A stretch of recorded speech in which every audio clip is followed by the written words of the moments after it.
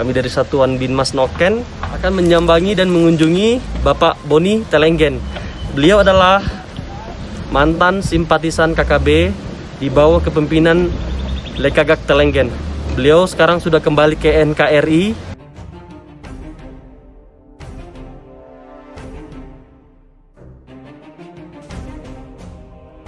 Cerita mantan bawahan Lekagak Telenggen mengaku tak tenang jadi anggota KKB. Mantan bawahan Lekagak Telenggen mengisahkan pengalamannya ketika menjadi bagian dari KKB. Hal ini diceritakan ex-KKB Boni Telenggen, pria asal Kampung Kulirik, Distrik Muara, Kabupaten Puncak Jaya, yang tobat dan kembali ke pangkuan NKRI pada 2016. Siapa sangka bekas pasukan pemberontak yang mengklaim diri sebagai Tentara Pembebasan Nasional Papua Barat kini malah bersahabat dengan pasukan gabungan TNI Polri yang dulu menjadi musuh bebuyutan. Boni Telenggen mengaku ia memilih keluar dari KKB karena selalu diliputi rasa khawatir. Lekagak selalu berpindah-pindah tempat dan tinggal di dalam hutan, lantaran merasa tidak aman. Untuk makan pun selalu meminta kepada warga di suatu kampung yang mereka lewati sambil menenteng senjata sebagai bentuk ancaman. Tidak jarang juga ia mengutus orang untuk meminta bahan makanan dari keluarga di kota. Kini Boni Telenggen merasa jauh lebih tenang telah meninggalkan gerombolan KKB.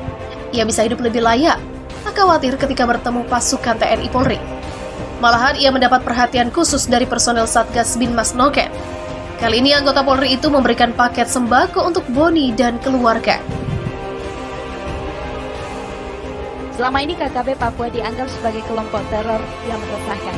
Pemerintah Indonesia sampai menyematkan untuk diburu. Sejumlah pasukan khusus sudah dikerahkan untuk menangkap KKB Papua, termasuk pasukan setan dan pasukan macan kumbang. Selain itu, Satgas Nemangkawi terus memburu KKB Papua untuk mempersempit ruang gerak kelompok kriminal bersenjata atau KKB Papua, di mana pimpinan Lekagak Telenggen.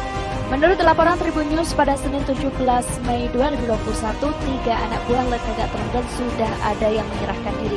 Selain itu, ketiga anggota KKB Papua itu kemudian membocorkan strategi perang mereka.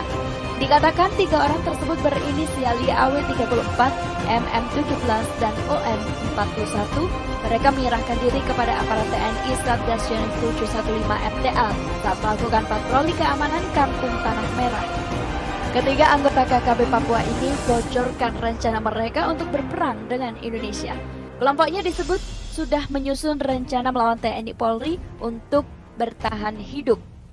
Pemimpin mereka Lekagak Telenggen membaginya kelompoknya dengan tugas-tugas berbeda. Menurut Kapen Kobak Wilhan 3 Kolonel CZI IGN Sudartawa menjelaskan, berdasarkan pengakuan dari ketiganya, mereka memiliki tugas masing-masing untuk menyukseskan strategi mereka. Misalnya YAW masuk dalam kelompok penyerangan, pernah terlibat dalam perang di Tembagapura tahun 2017-2019. Ia bertugas sebagai pemantau aparat keamanan yang akan masuk ke wilayah Kampung Tiki Loba. Kemudian MM sebagai pencari logistik dan dana dari masyarakat. Sedangkan OM sebagai pendamping YAW dan MM yang melaksanakan tugasnya. Ketiganya telah menyerahkan diri, kemudian mereka juga menyerahkan beberapa senjata mereka seperti senapan angin, golok, anak panah, amunisi SS-2 dan soft gun, dan beberapa dokumen lain. Saat ini ketiga anggota KKB dan barang bukti sudah diserahkan ke Satgas Nemangkawi Polri untuk pemeriksaan dan proses selanjut. Katanya, sejauh ini KKB Papua sudah terlibat baku tembak dengan aparat TNI Polri. Salah satu momen menarik pada saat baku tembak tersebut ada seseorang anggota KKB yang melarikan diri menenteng senjata AK-47.